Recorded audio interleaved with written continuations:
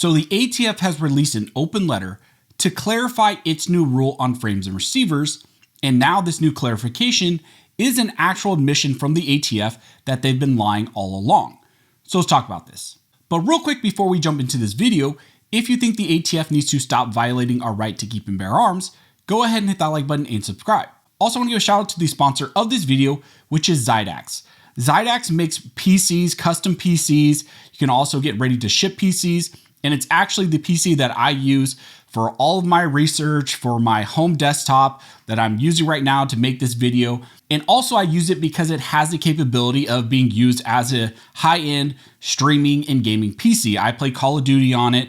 It's an amazing PC. It covers everything that I could ever want to do with it and more. So if you're interested, if you've ever been interested in PC gaming or just getting a high quality PC, I highly recommend you check out Zydax.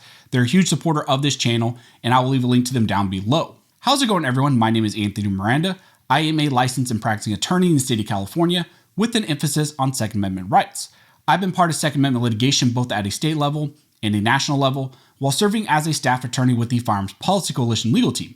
My goal with these videos is not to provide you any legal advice, but instead to help you understand what's currently going on in the battle for our right to keep and bear arms. As I mentioned in the intro, in this video, we will be discussing the ATF's recent open letter that claims to clarify the ATF's new rule on frames and receivers, which went into effect early in August. I'm going to answer some important questions that I've received about this open letter and also explain how this letter is an outright admission by the ATF that they have lied in two different courts in two cases challenging this new rule on frames and receivers. In the open letter, the ATF states, applying the regulatory text of Final Rule 2021-05F, partially complete Polymer 80, Lone Wolf, and similar striker-fired semi-automatic pistol frames, including, but not limited to, those sold within parts kits, have reached a stage of manufacture where they may readily be completed, assembled, restored, or otherwise converted to a functional frame.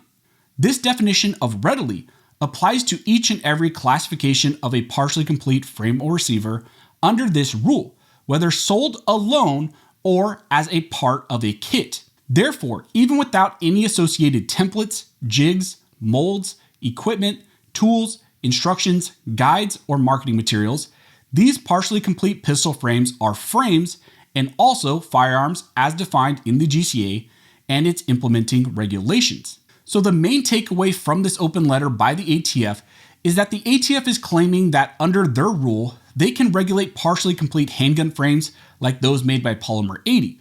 The ATF claims that they consider those to actually be firearms, and that is regardless of whether or not they are sold on their own, if that 80% is sold as a single item, or if it's sold as an entire kit with jigs, drill bits, instructions, or other types of items. This is important because after the final rule went into effect in August, many manufacturers continued to sell these 80%ers, but sold these items separately. They would sell maybe the jigs and the instructions on their own, and they would not sell the 80%er frame along with those items. But the ATF is now saying that that doesn't matter. They claim that the incomplete frame on its own is actually considered by the ATF to be a firearm and is subject to the new rule, and it doesn't need to be sold with jigs, instructions, and other items. But here is the big issue. The ATF has stated multiple times now in two cases challenging this exact new rule on frames and receivers that these items are not firearms unless they are sold actually with jigs or instructions. So the ATF has told the court one thing and is now stating a different thing in this open letter.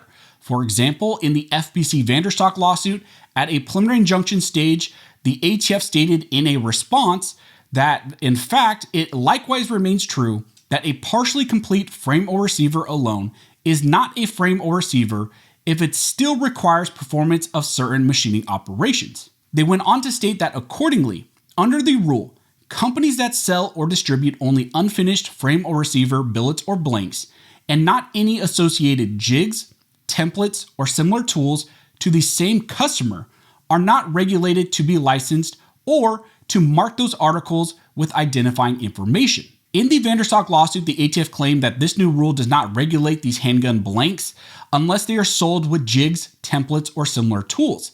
But it wasn't only in the Vanderstock case that the ATF made that assertion. In the Division 80 lawsuit, which again is another lawsuit in a federal court in the state of Texas challenging this very rule on frames and receivers, the ATF also made a similar statement. At a preliminary injunction hearing, there was an exchange between the Division 80 attorney and also the ATF and DOJ's attorney. The DOJ's attorney, Dana, restated, to qualify as a regulated receiver, the part must come with a jig or template, typically a piece of plastic that snaps into place, to guide the purchaser on where and how deep to drill the holes. Drill bits and instructions making the receiver readily convertible within minutes to a fully functional firearm. These claims by the ATF also helped them weasel out of some of these preliminary injunction hearings and motions, because the ATF outright made the claim that the new rule was much more limited in its scope and impact, essentially saying that it only targeted 80% of parts kits, not the individual items on their own. But now all of a sudden in this open letter, the ATF is claiming that no, they believe that the new rule also regulates incomplete handgun frames for polymer 80s and similar striker-fired semi-automatic handguns and pistols, and that those items sold on their own could be regulated under this new rule. So this is just classic ATF flip-flopping and just making things up as they go to actually meet their needs. In response to this coming out, many of you have been asking me questions about what impact does this really have and what does this mean for you? Well, the open letter first simply means that those companies who have these items in their inventory will likely be required to serialize and perform background checks on these types of items before they are sold to any customers.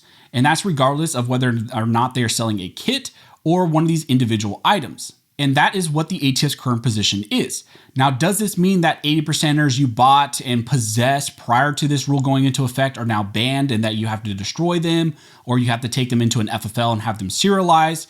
No, this doesn't mean any of that. The open letter does not indicate or does not even impact any of that. If you read the original rule, and we've talked about this on the channel in the past in prior videos, the new rule only impacted future sale of these items. So once it went into effect in August, it affected all sales after that point, but it did not impact those items that you possessed and purchased prior to August. Now, what is likely going to happen from here and what my opinion is, I suspect that some modifications are going to be made to that Vanderstock case and also to the Division 80 case, which again are lawsuits against the ATF because of this new rule on frames and receivers. Like I mentioned, the ATF had made express statements in both of those cases that this new rule does not impact solo items. And the plaintiffs and the courts in those cases at those various stages relied on those statements by the ATF. Currently, right now, there is a motion for summary judgment to vacate this new rule, and that is in the Vanderstock case. And again, if the motion for summary judgment was granted, the entire rule on frames and receivers would therefore be null and void. So that is kind of the major thing we're looking forward to, and is really in that Vanderstock case. I fully suspect that this new flip-flop by the ATF will be presented to the judge in that case, Judge Reed O'Connor, who's already found at different stages, specifically on the preliminary injunction stage, at the stage of that case, that this in fact is a rule which is unconstitutional.